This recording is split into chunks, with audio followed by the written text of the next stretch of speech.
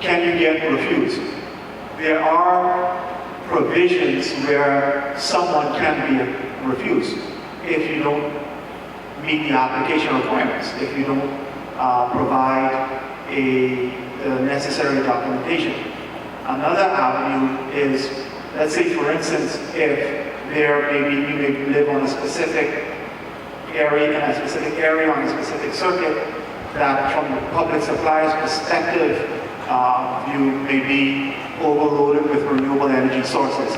They may say, work with the Energy Utilities Department and the Commissioner say, okay, we are going to halt solar renewable energy systems on this particular aspect of the grid until we are able to provide more capacity for renewable energy systems. But it is important to note that the decisions of those does not solely lie within the public supplier, but the public supplier for CCI, as it's written in the bill. There has to be consultation with the Energy and Utilities Department to be able to ensure that it's above board, it's transparent, and it acts in the best interest of all involved.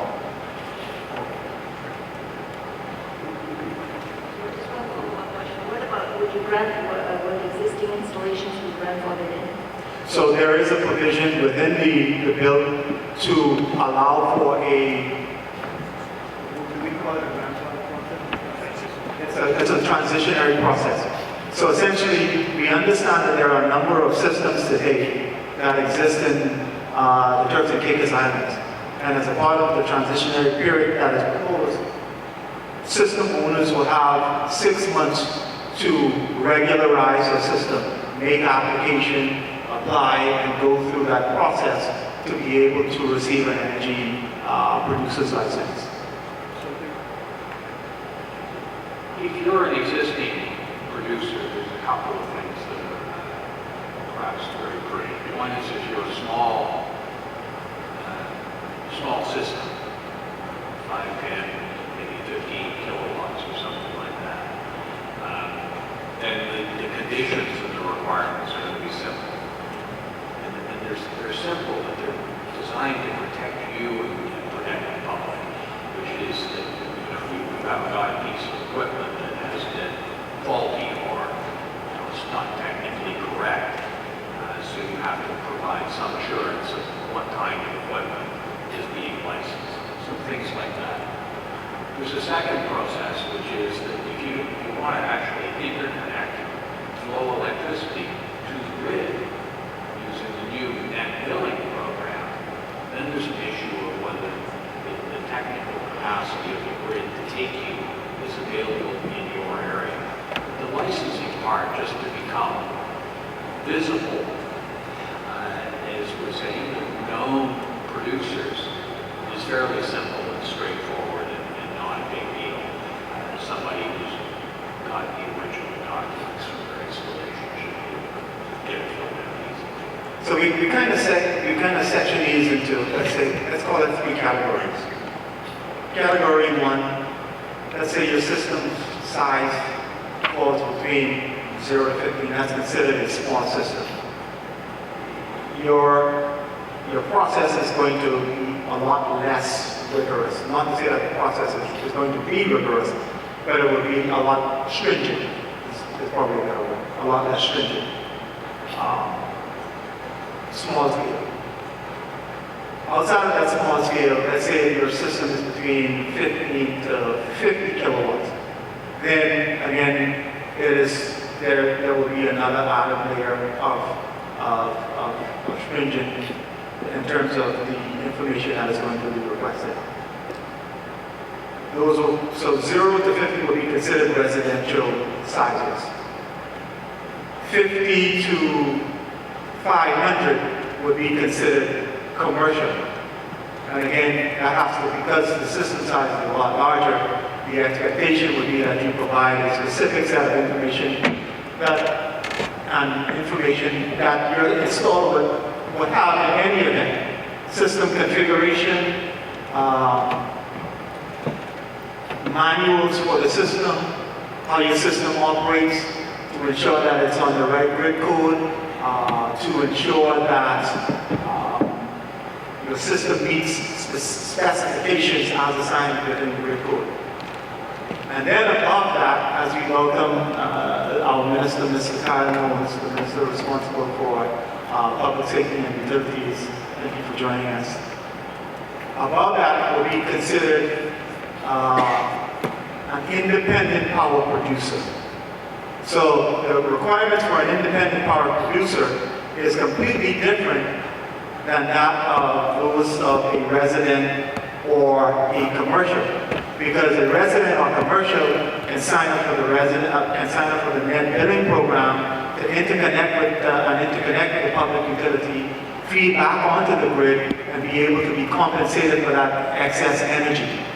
An IPP, an independent power producer, will be initiated from a government's tendering process, where, let's say if there is a national energy need for renewable energy of thinking about a 5 megawatt system, then the government will put out a tender for that process that will be based on the IRP, or one that is in the national need. The government will engage through that tendering process to a cost that is at the lowest cost. And as a part of policy, the government also says that anything in excess of, as a part of the independent power producers, cannot be added into rate base, which means that customers are not expected to pay for that cost into perpetuity or as a part of a utilities rate base over a period of time. So those are the different classifications of systems as written in the Renewable Energy Bill. And if I just add, it might seem disproportionate that a small system requires licensing, but from a safety perspective, I think you appreciate if the grid goes down and you actually have power, somebody needs to know so that they don't come and get shocked. Hi there. My name is Martin hello, there we are, sorry. My name is Martin Gunderson. I've been here about 8 years, built about 20 homes, most of them having solar.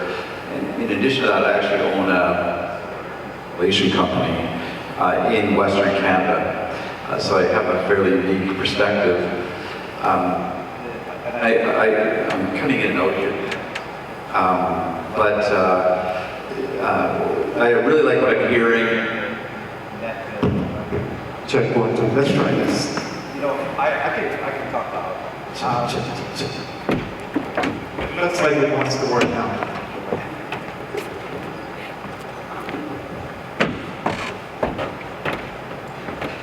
Hello.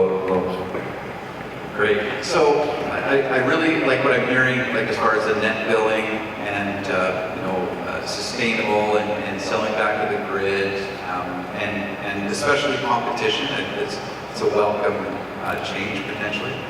But one of the things that I've seen in Canada for solar policy is, everybody likes to talk about climate change and sustainable engine, but it comes down to dollars and cents. That's the reality. Even though it's really important, it comes down to dollars and cents. And when I see like an energy levy, you're gonna charge people to get a system, like put a system in. You're not encouraging people to get that. And then the other thing that you haven't necessarily said anything, but I really, I think it's important to be able to sell energy at a kilowatt hour set at the same rate as what you buy it for. That just makes a lot of sense. Obviously, there's a connection fee, and I understand that there's access fees and such. But in our language, it should be a one-to-one relationship. A buy rate and a sell rate should be a one-to-one. When you don't have that, you have something like in Canada, you have something like Saskatchewan policy versus Alberta policy. And so that's the one thing that concerns me is I love this conversation, but it comes down to pricing and incenting homeowners to actually go ahead with solar by Thank you very much for your question. Beautiful question, by the way. Let's start with the first one, the energy levy. So the energy levy is not meant to be an invasive one. So I don't want folks to walk away from here to think that it's going to be something that is going to be able to make sure that government has an excess slush fund. That is not the intention of the energy levy. The main specific design and purpose of the energy levy is to support underprivileged communities. We understand that there is, in terms of the historical nature and makeup of the Turks and Caicos Islands, there is a group of persons that fit into categories like yourself who have the ability to invest in solar and renewable energy. But there is also another group of people that do not have the resources to do so. And by doing that, the more people that we have moving away from the grid and investing in solar and renewable energy, it leaves a certain group of people more vulnerable. And the government has decided that in that vulnerable state, we need to be able to ensure that there is an energy levy that supports that specific group of persons. An example of what that energy levy may go for or go towards may be, let's say, a community solar program. The government may say, we've collected in excess of whatever amount of dollars from the energy levy. We want to be able to install a community solar and battery storage system that fits and supplies persons of a specific makeup. You're a single mother, you make less than X amount of dollars, you burn less than this amount of energy. You are in a vulnerable class. So therefore, we don't want you to have to worry about your utility bill increasing because we are going to be there for you.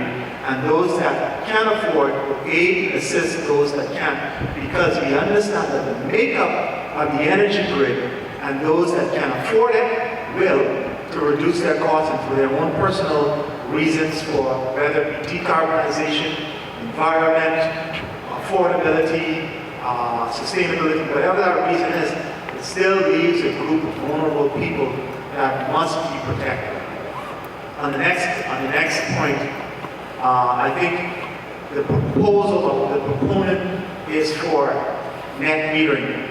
And essentially, we have moved towards a net billing arrangement because we understand that we have lessons learned. We see that a lot of the utilities in the United States and Canada have started off with that net metering arrangement, but are moving away from it because they realize it leaves a vacuum.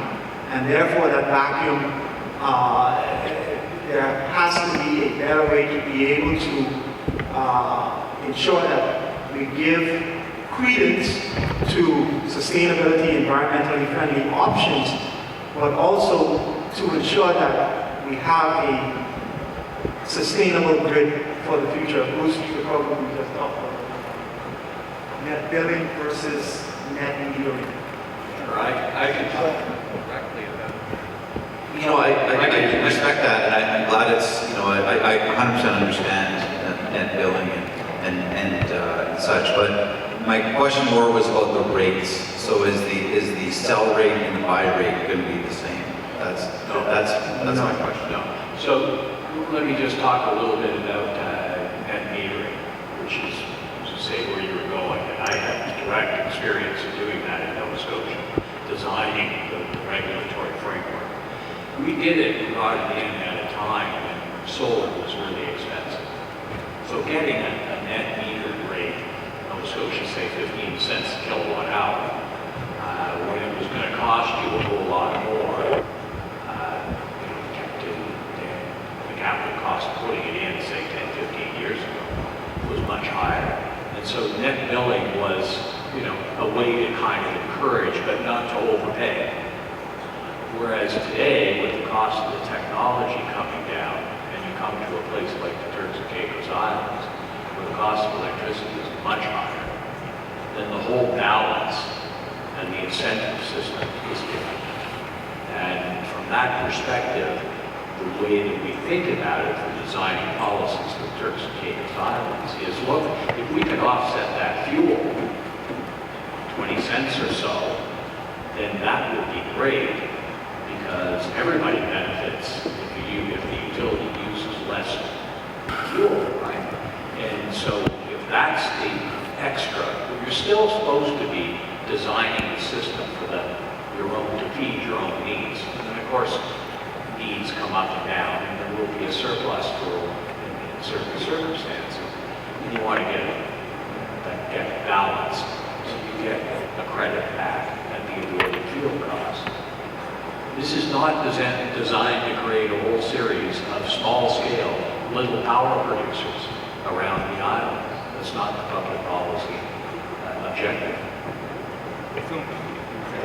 Yeah, I guess my final comment about, in some financial incentives, making sure the homeowner, sees that. And if they're buying it for, more than what they can sell it back for, ultimately that's what we're talking about. It becomes less attractive. And I mean, we already have that program in place right now. And what's the attractiveness of that? And what's the interest level? Well, I don't think we have that program in place because there's no availability in the current regime, legislation, policy, or program to be able to sell back to the grid. Okay, fair. Okay, well, that's a utility program. What you're talking, that's the same as what you're talking about. It's different. The program that is here now in terms of the net billing allows you. My intention is not to speak for the utility, but I can tell you that the core program from a utility perspective, what they provide is completely different from this program here. I'm not going to speak for them, but the only thing I would say is it's completely different. This program that is based in legislation provides you to specifically utilize the generation that you produce for yourself, right? And then sell any excess back to the grid, as opposed to selling all the energy that you produce back to the grid at one cost or one rate and receiving another rate to be able to purchase it. Completely different. Just also make this observation, a couple of you have referred to already producing, we're building homes that already have systems. We have people in the audience who've already got systems. So people economically received a perceived benefit of going ahead and doing it without feeding into the grid. And we think that by providing some mechanisms where that surplus can be compensated for, it will create a more balanced system and provide a modest amount of incentives without blowing the bank for everybody else. And none of this stays the same forever. Technology breakthroughs, new business models, new players coming to the country, offering new financing models, new arrangements.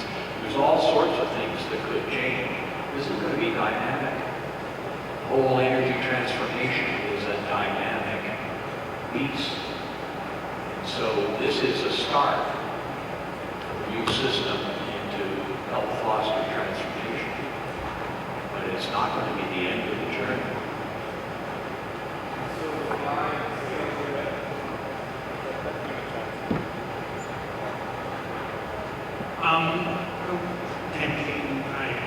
We're at my house, and so I wanted to ask a question.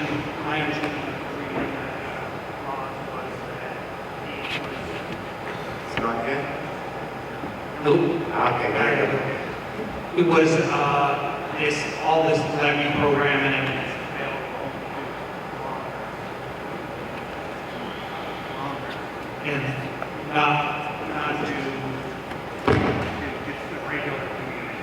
And I'm wondering how, with that, with only available for the longer, how you feel that this is going to sustain the economy and sustain installers in Yeah.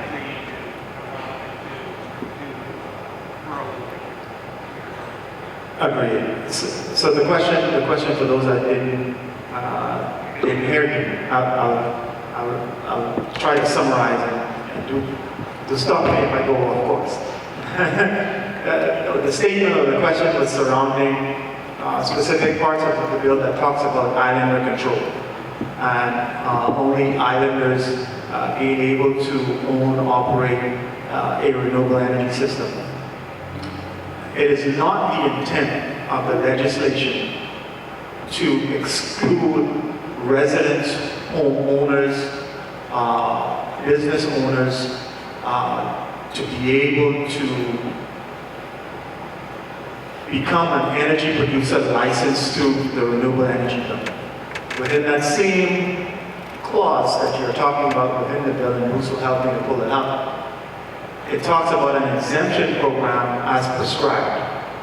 And the prescription thereof will be for homeowners, residents, business owners, whether you're on island or not. The intent is not to exclude second homeowners, individual owners to be exempt from competing, from participating in the program. That's not the intent. So who is it trying to exempt? The exemption,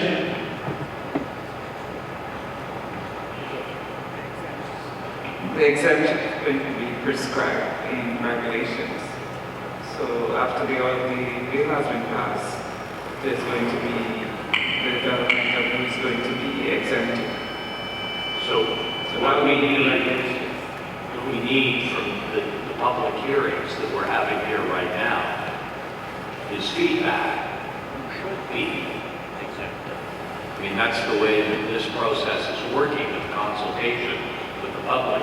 We give feedback to the political policy makers to say, wait a second, people, here are people and here's the arguments why they shouldn't be. You gave an argument, how can you expand it if you exclude half the population? It's recorded here. But the authority here is that once it's listed in the regulation as to who those prescribed people are, then it's automatically exempted from the general provision. All right.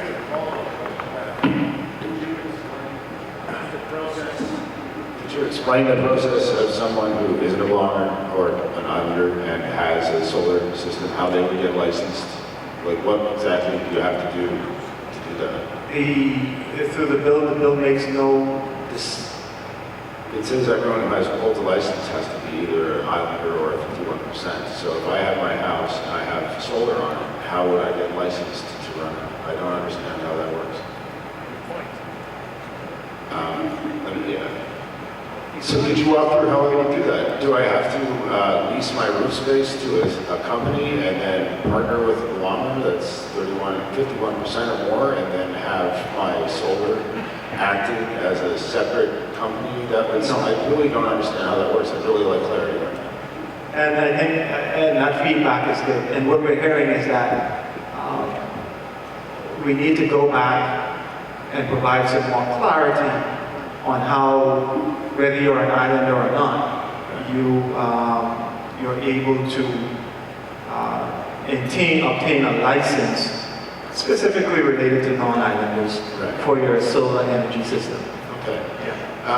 But I would point out that based on the section that you're talking about, 16 of the proposed legislation, if you look at subsection 3, it does say that the Energy and Utilities Commissioner shall exempt a prescribed person from the section.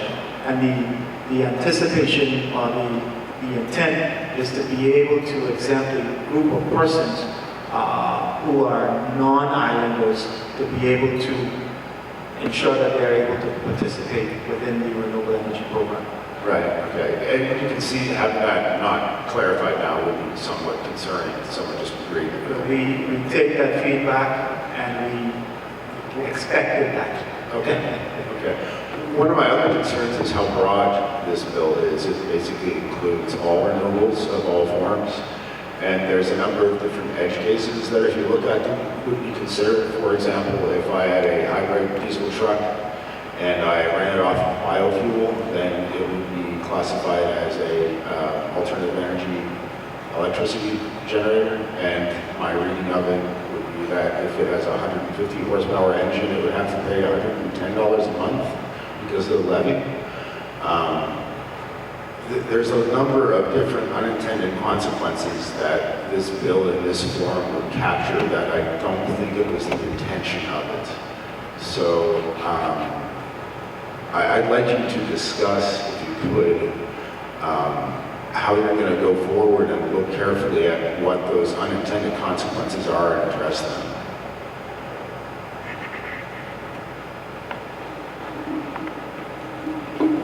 So, I will leave one part of that question for Ms. Packard, who's from the AG's office, but I just want to clarify. So when we look at an energy producer, we are talking about a person that is licensed to generate renewable energy for his or her own use. Is your truck generating? It's a hybrid, so it generates electricity. Understood. And if reading the drafted bill strictly, it would fall under needing to be licensed. So you would need to license your truck? That my reading of it, yeah, and I'd have to have, I guess I'd have to lease my truck from a joint venture that I find an islander. That is an islander control. Yeah, it's somewhat complicated. And I hope that these types of issues are taken seriously. No. Things like, solar AC units, one solar panel on the roof, and that again would fall under the It excludes solar water heat. Yeah, but not solar air conditioners. Right. If it's an energy producer, yes. So if I buy one of those little things that battery tender for my car, I have to get Right. a for that? So again, it depends on the size, because don't forget, we're looking at a specific size that is going to follow far less stringent application process. Smaller things that I put to charge my car and I get a license. That's a It's good a quarter question. watt unit, and it would fall under the license. Yeah.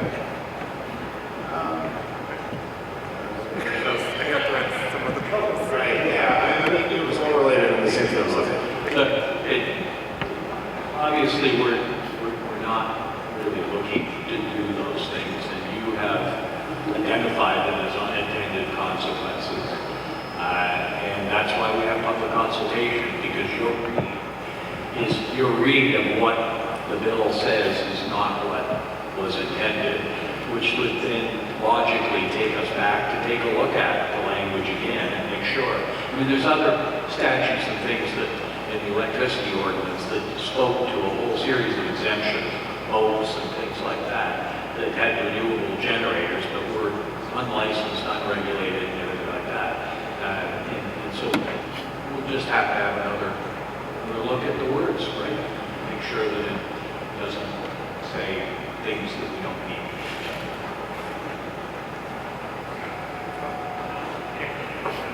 Sorry, the green light should have made it obvious what was on and off there. May I just suggest, the lawyer in me can't help being a stickler for words, so may I just suggest on the provision that we were previously talking about in relation to the longest shipping exemptions, the right answer should probably be that the commissioner can prescribe people who can't get a license, rather than it being a blanket, cannot have a license with, because it's too complicated otherwise. So that's just a suggestion as a lawyer of drafting. So I just have a couple of questions on how the fees would be charged. So with the levy fund, where it's based on the kilowatt hour of the system, is that, so for example, if it's a 16 kilowatt system, is that $16 a month? Or is it based on how much electricity that system actually produced, which could be in the thousands or more? The levy is based on the size of the system. So if you have a 16 kilowatt system, it would be $16 per month. Okay, thank you, that's helpful. And my second question was relating to the interconnect fee, because the way I read the legislation, everybody pays an interconnect fee, which I think I saw called a demand charge as well within the bump on the screen. How much would that interconnect fee be? Is that just when you're feeding electricity back into the grid and you're paying a portion of it, or is there like a monthly fee? So every energy producer per the bill is expected to pay an interconnection access fee. That interconnection access fee will be prescribed through regulations. What we're currently doing is we've engaged a world-renowned consultant, RMI. They are well known within the region, and they're essentially looking at a study for the Energy Utilities Department on what will be a feasible interconnection access fee. And the interconnection access fee goes directly to the public supplier. And it is anticipated that through that access fee, there will be specific, it essentially is for the upkeep and maintenance of the electrical supplier's grid, with the understanding that even though you have renewable energy on your home, the public supplier is still expected to supply you with energy if your batteries go down, if your solar goes down, or if there are any issues or reduction in your solar plant. So that access fee goes directly to the public supplier to ensure that the grid is maintained in a standard that it continues to be reliable.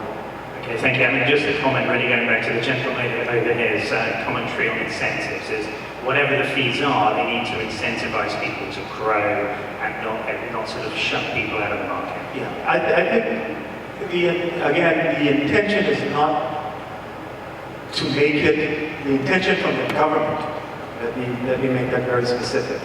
The intention from the government is to not ensure that energy producers are bogged down in levies and fees.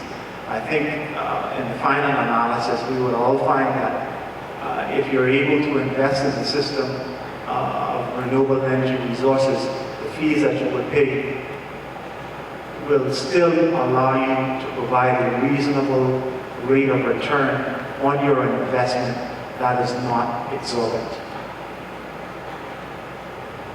Okay, and if I can just add to that, it's important to recognize the balance to be struck.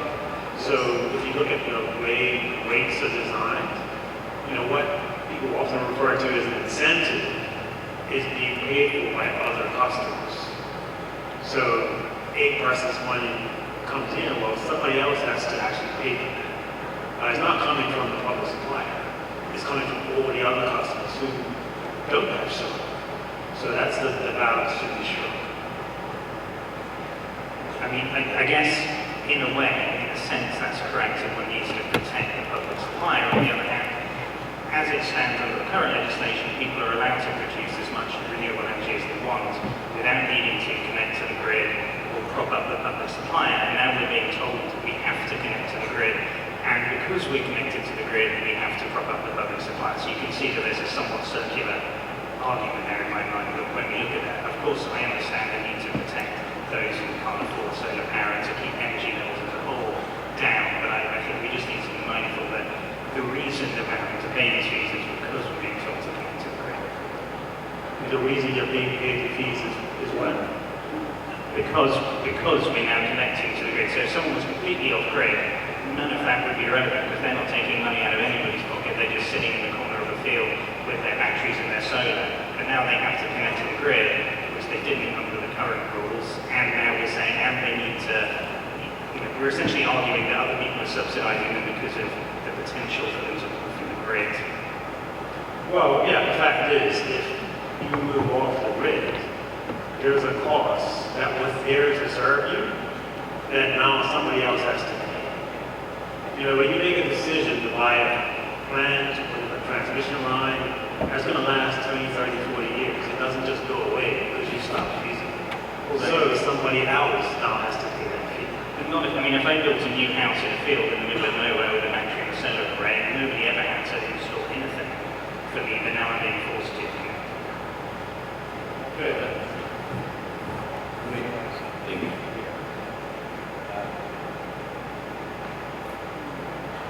So you need to separate. You need to be licensed. You need to pay a license fee just because you've got a generator.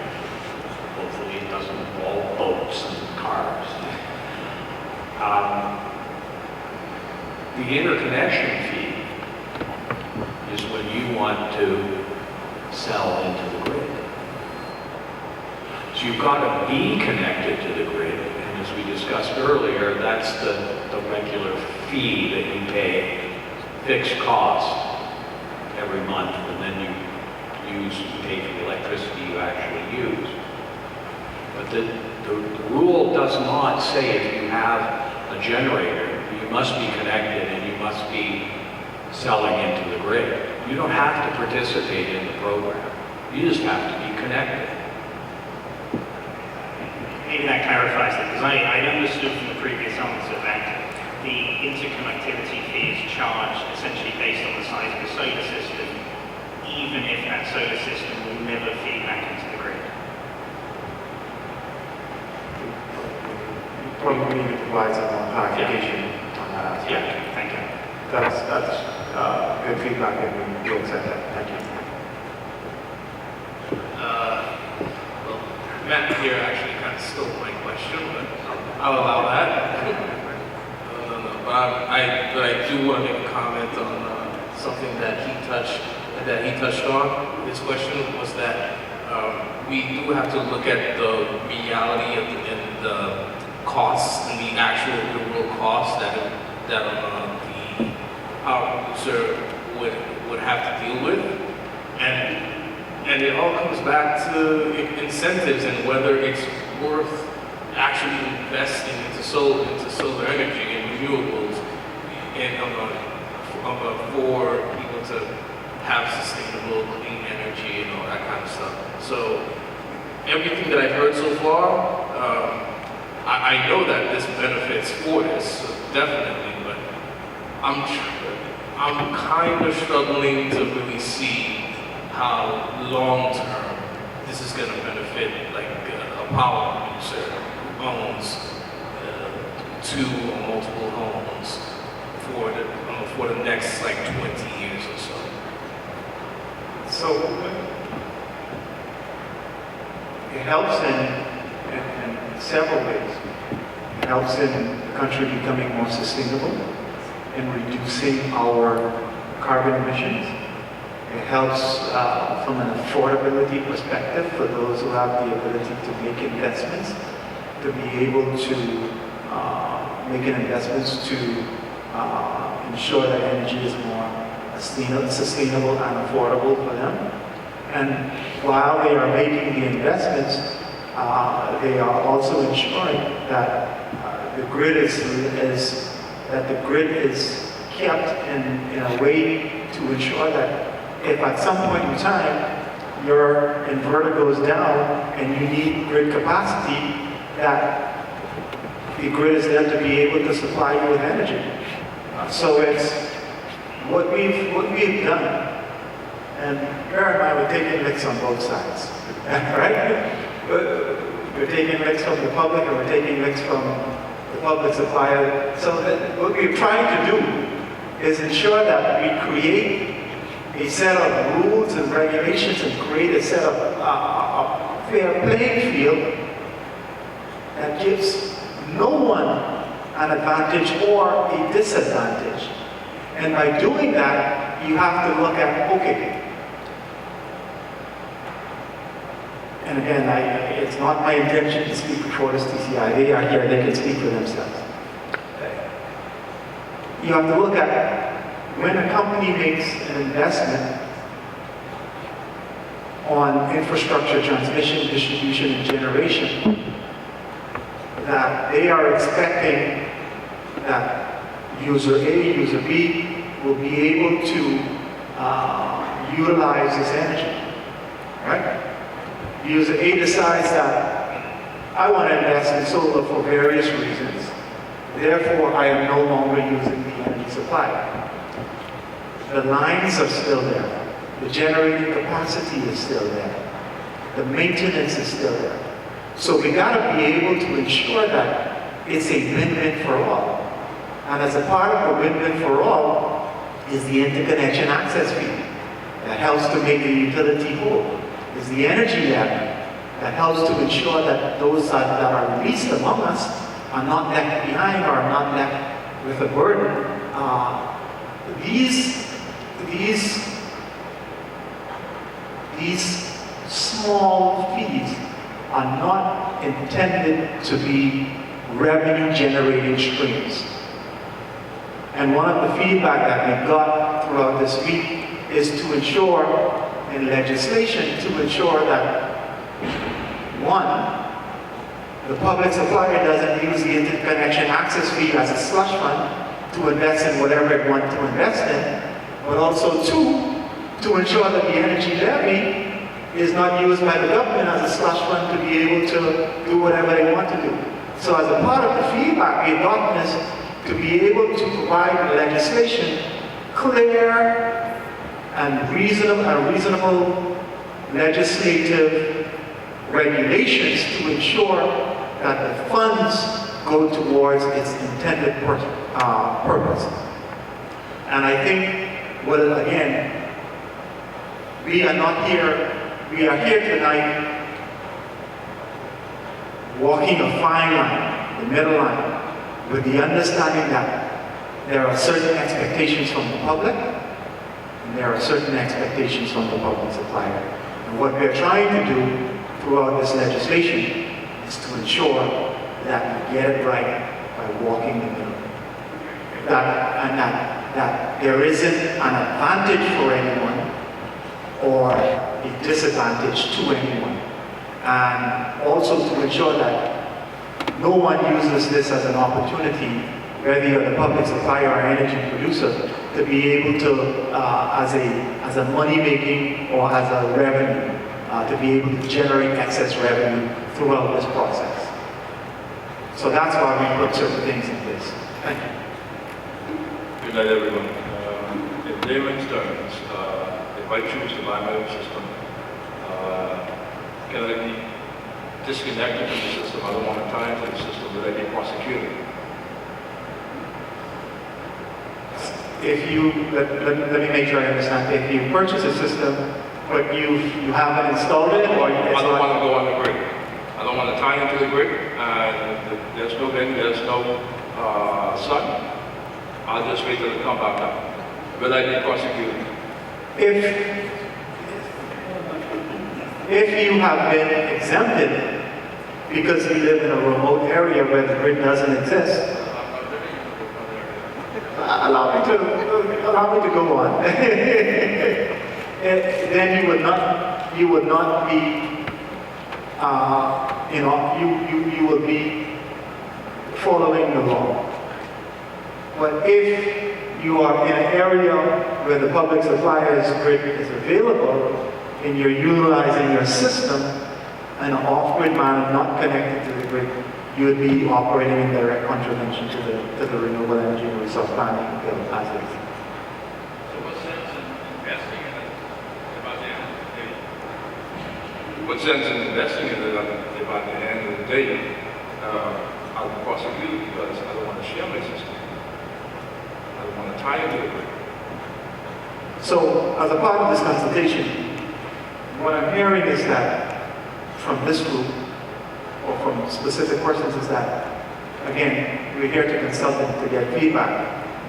And let me try to turn that into a point for the panel, is that you are of the view, or of the opinion, that the government should not force you to be connected to the grid. That opinion and that point is taken.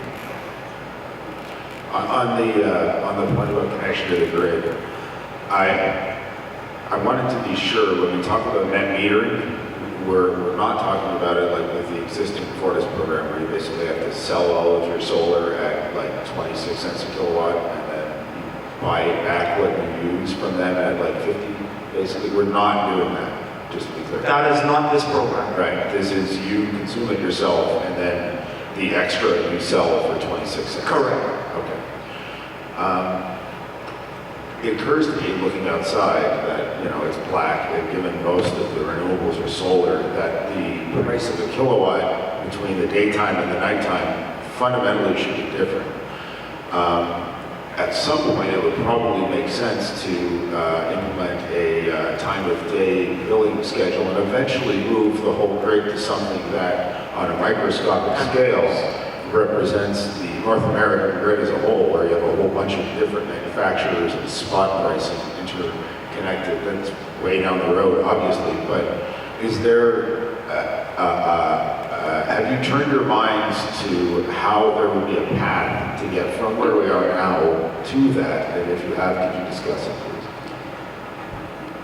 So I want to, when you talk about from a North American grid perspective, where there are various transmission and distribution companies that operate in specific areas. Right. I had a friend who used to run the financial arbitrage group at a power producer in Baltimore, and he would often wait until Quebec had a lot of excess rain, basically, and then he'd get free power and sell it for his price down into that group, and he'd run financial auctions in the electricity market so that he could collect the time value of knowing that he had that option. So like that's a far more sophisticated system than where we are now, but eventually, and little homeowners that have their system may be able to sell it, and if there's a lot of demand in their specific area, the price going up and say, okay, maybe I don't want to leave that in my batteries overnight, and then they sell it. Like that's probably 3 generations down from where we are now. But starting here, I think it's fairly critical as a personal value to have a mind to how do we get there. As a part of the, and you will have us use the multi-sector utility regulatory authority.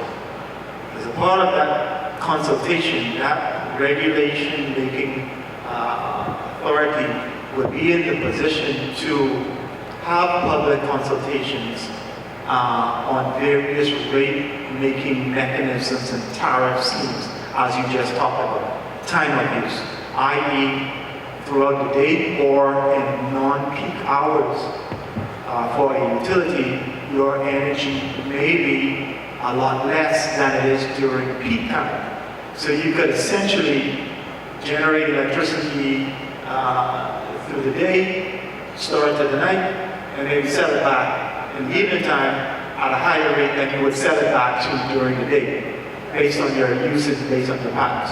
We're not quite there yet, but the hope is that the multi-sector utility regulatory agency would be able to work with the public supplier, work with the public to create various tariff-making mechanisms and tariff schemes, hold public consultations to get the feedback from the people to ensure that that is something that is feasible for this jurisdiction.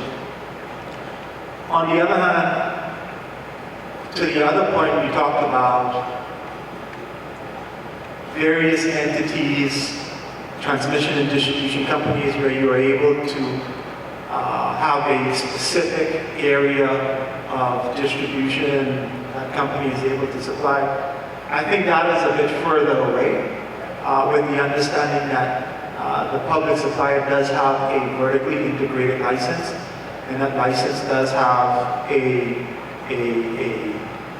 time frame.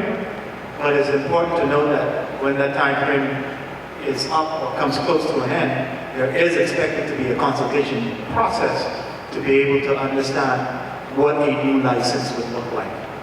So, and again, that is anticipated to be handled by the multi-sector utility regulatory agency.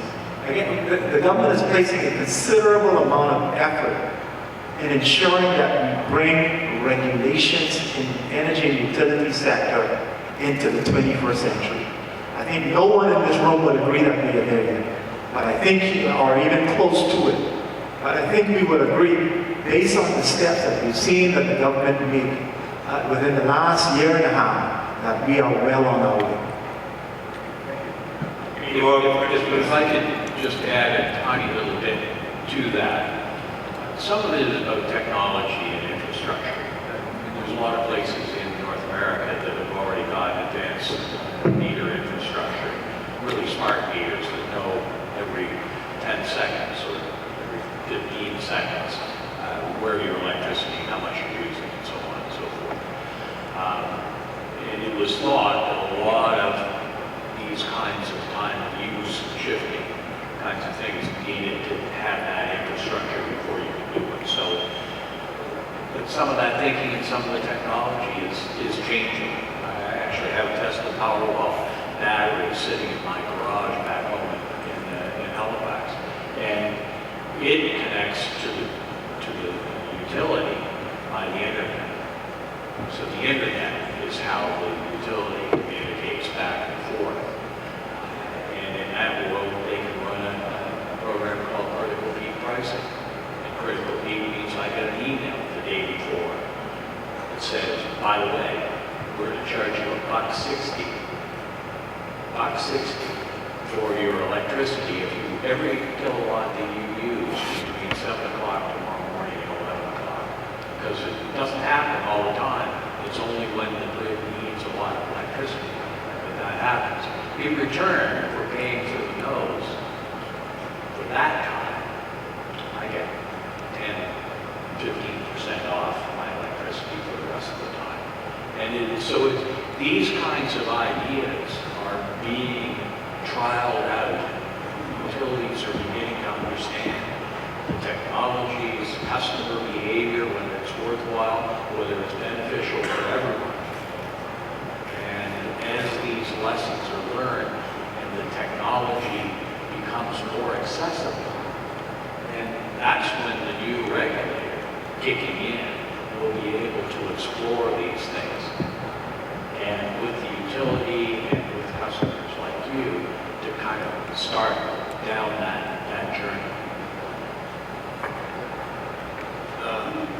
Yeah, my question is so you guys have been focused on drafting this renewable energy, but you also mentioned that you want to regulate the other utilities as well, like water and telecommunications.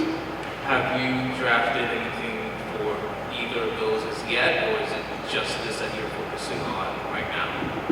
Yeah, so the process for consultation, the process of how we get there is we start with the policy, the government develops the policy, and then sends it out for consultation on the policy. You were a part of that consultation for the multi-sector policy. What we've done since that, once we've gotten the feedback from yourself and the various meetings that we have around the country and from the various stakeholders, we've developed a record of consultation to ensure that we've attributed the views that you've provided as a part of that record of consultation to finalize the policy. We've done that, and that's on the Energy and Utilities website.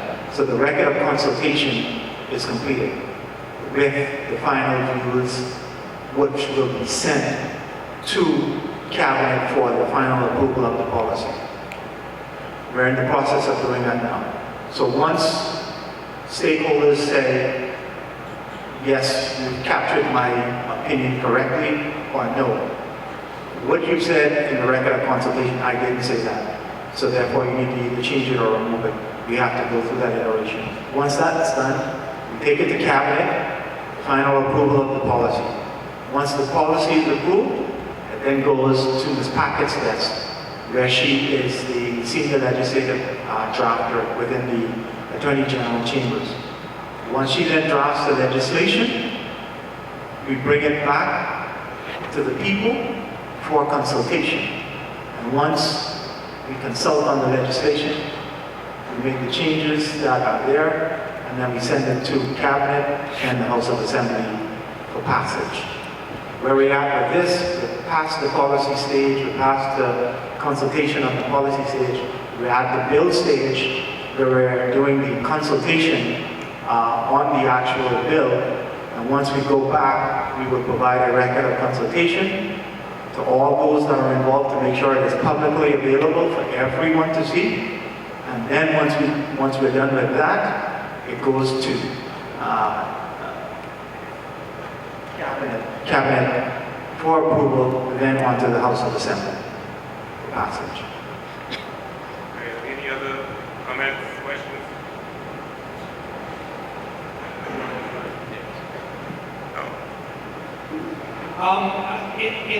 In the legislation, it talks about the need for liability insurance.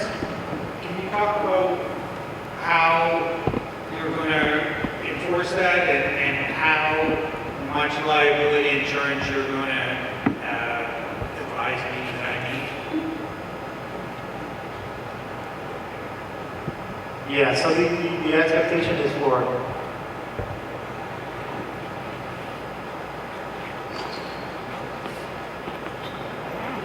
so the expectation is that because you're dealing with an energy source, it is expected to have some form of insurance. And when we look at the legislation as to the adequacy of the prescribed liability insurance acquired by the application, by the applicant. So there is expected to be some form of insurance on certain types of system. If you have feedback on that, we are welcome to hear your feedback. So actually on that, let me ask this question. In terms of practice on Turks Caicos Islands, if you have homeowner insurance with a solar panel, does your insurer ask for more information on that? And do you get insured for any liabilities today?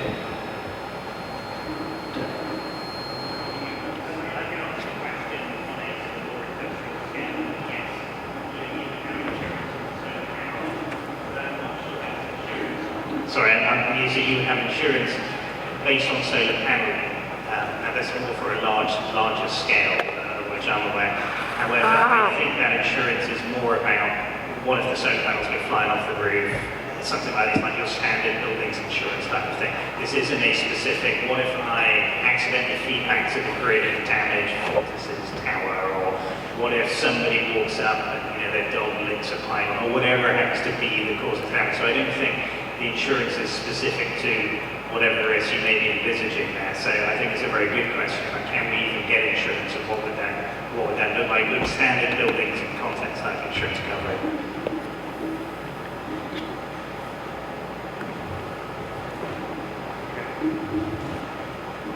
I don't want to take it. No, we still have a list, so Any other questions? go ahead.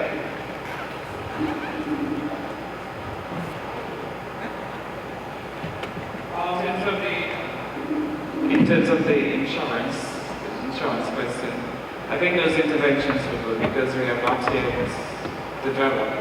The plan is to address the liability insurance in the regulations. So if there's any more that you can tell us that you would like to see, now is a good time to do that. I don't know anything about insurance. I know that I don't have any.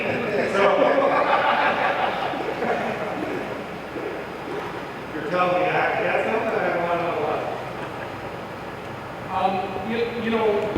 Just a couple of things, like if I read this, if I read this bill, the way I read it, as long as I don't purchase, sell, or transfer electricity, it says, I don't need a license. I don't know. Okay. So maybe Based on what we have here, as long as you're an energy producer, you require a license. okay. Maybe I saw the old online, that could be. And what about the transfer? If I sell the property, it says that I need my license can't be transferred. So, like that to me is if I want to sell my property, is kind of a negative that these people that buy the property may not be able to get a license for the solar that I have installed, and they'll have to take it out. That's a true interpretation. You can't, they would have to apply for a license again. So you're saying that is not satisfactory? No, it can't be transferred or assigned. So they would have to reapply. They would have to apply.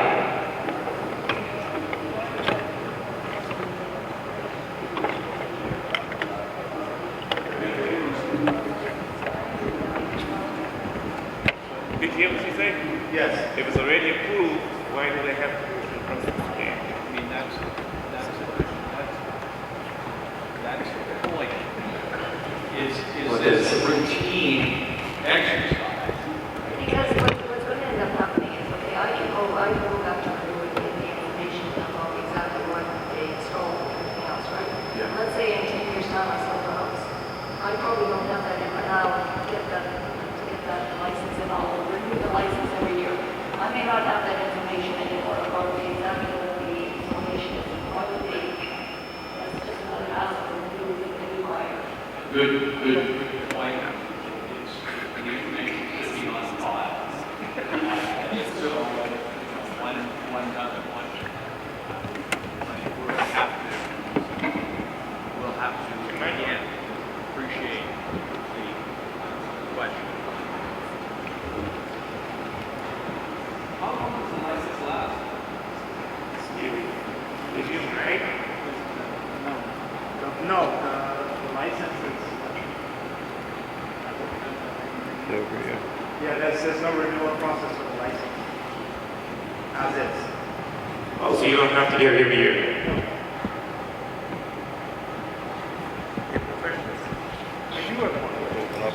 Anybody else who might come back, gentlemen?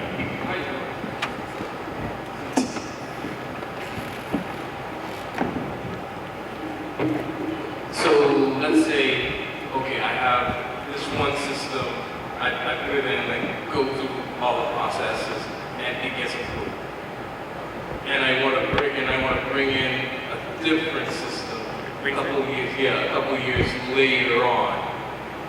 Do I have to go through the same process again, or the license still applies? It's a reapplication process because you're changing components and possibly changing configurations. So yes, you would have to make another application for that system because it's not the same system. And I mean, so that with these systems, unless technology advances, something else comes on stream that is far more reasonable. These systems stay in place for 15, 20 years because of the investment.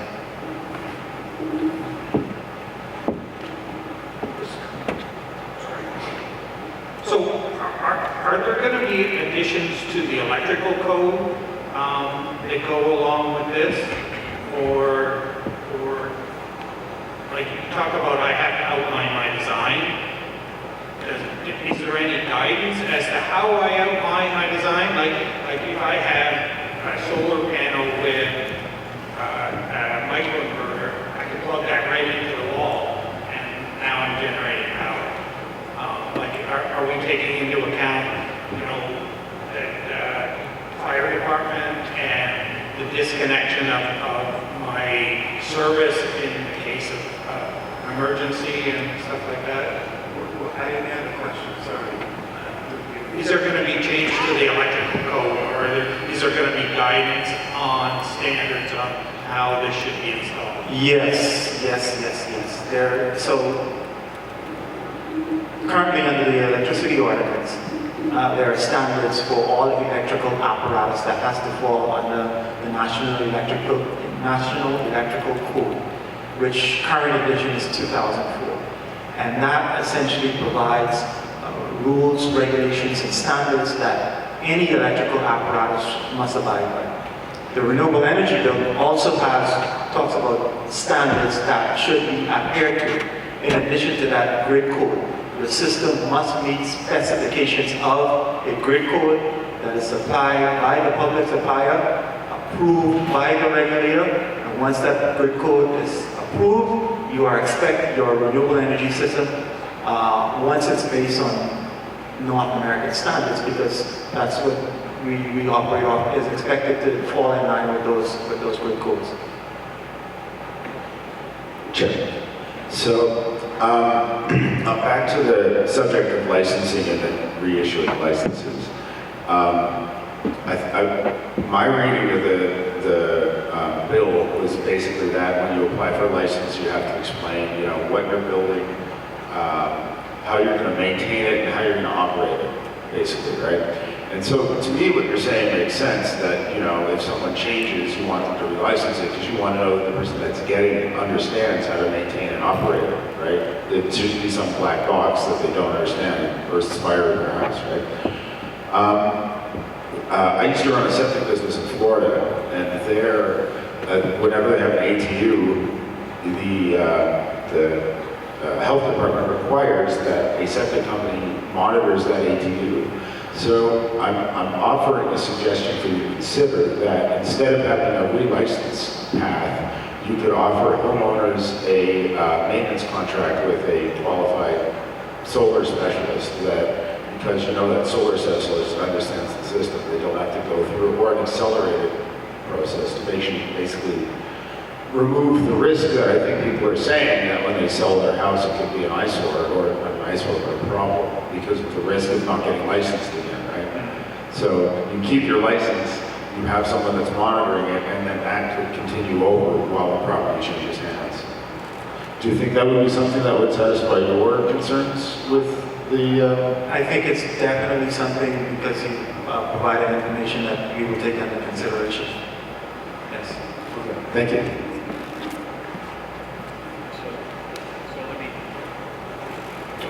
Okay, there. So just to add to that, there is an intention that reaching out to the solar installer community, the electrical contractors, all the people who have got the knowledge, make sure that they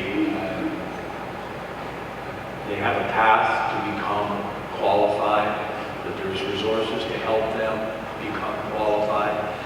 And certainly for administrative simplicity, it's kind of assumed that you won't be trying to fill in all the blanks on an application for a license. You'll look to your installer to do that for you, and then you sign. But it's, so there is anticipated that we'll have a closer relationship, ensuring that there are qualified people who are doing all sorts of things. And certainly offering a continued maintenance program and certainly would benefit a whole lot of people who just don't want to have those kind of responsibilities. How that fits into the licensing renewal process is a very interesting question, but I would also say we're going to have another set of consultations when all those rules are drawn up in the regulations. But give your ideas sooner or better so we can consider them. Okay, so after all this stuff, I kind of want to make this case. So, let's say I have an EV, and with this, how this bill is being told, and let's pretend that it's already enacted. It's already active. Let's say I have an EV, and I have a small solar panel that does not, that is under the required size that you stated. But I use that solar power, but I use that on my solar panel to get energy, feed into a battery to charge my EV at night. Would I be prosecuted for something like that? So under the current legislation, all energy producers has to be licensed. And again, with the expectation that the process for someone that has 2 solar panels that is not feeding into the grid, that is specifically for a electric vehicle that they have at their home, may possibly look a bit different than someone who has a 50 kilowatt system tying into the grid, want to be a part of the net billing program, feed back to the excess energy to the grid. The application process is going to look different. But we take your point that we don't want to have unintended consequences for someone who has a hybrid, who's producing energy from his vehicle, to be able to license his truck, or find someone who he can lease it from because he's not an islander, right? So we hear that feedback, and we appreciate that. But also, let's also understand that a whole lot of vehicles in the future are going to move into that area where they actually could be part of the resource to feed into the grid. And we've got to consider that as well as to how that piece of technology. I mean, initial thought is that, of course, we don't want to license cars that are hybrids. But if they become part of that infrastructure, rather than having a special battery, instead you're going to make dual use of your electric vehicle. And it is set up in a way that it can't do that. Some models can, most can't. But in the future, many will. But we've got to think about the implications for that when they become interconnected. Not just the licensing issue, it's really about being the battery that's the same, essentially, as your sole purpose one. And then if it becomes interconnected, then that's and part of a system that is contributing to the grid, then it's a different case.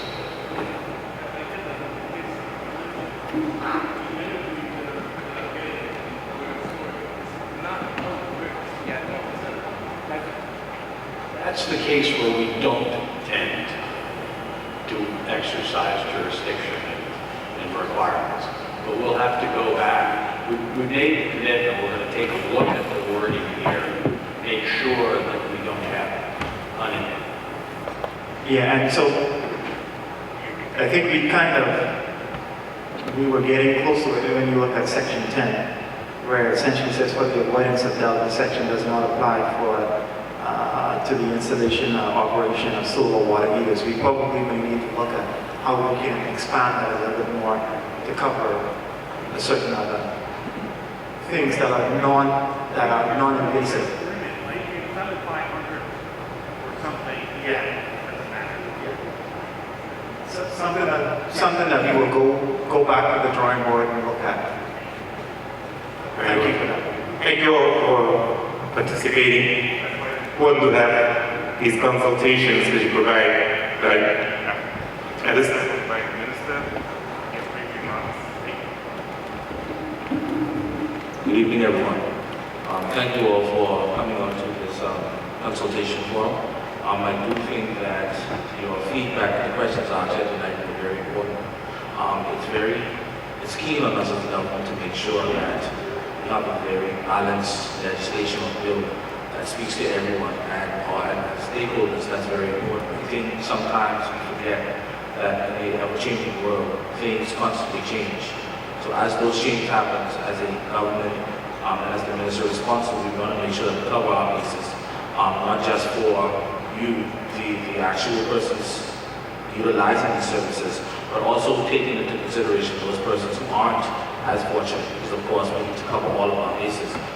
So again, I think the series of conversations are currently underway. We don't want to rush it, and of course we won't always get it right, but we want to make sure that everyone has an opportunity to give their feedback, be a part of the process, give us pointers where they need to be, so that at the end of the day, once it goes through the very rigorous process, we can look at a document that speaks to every aspect of what we're trying to accomplish in Turks Caicos. So I just want to thank you again for your participation, and I'm sure Mr. Arthur and the team will be open to any other further discussions as time progresses. So thank you, and have a good evening. thank you again.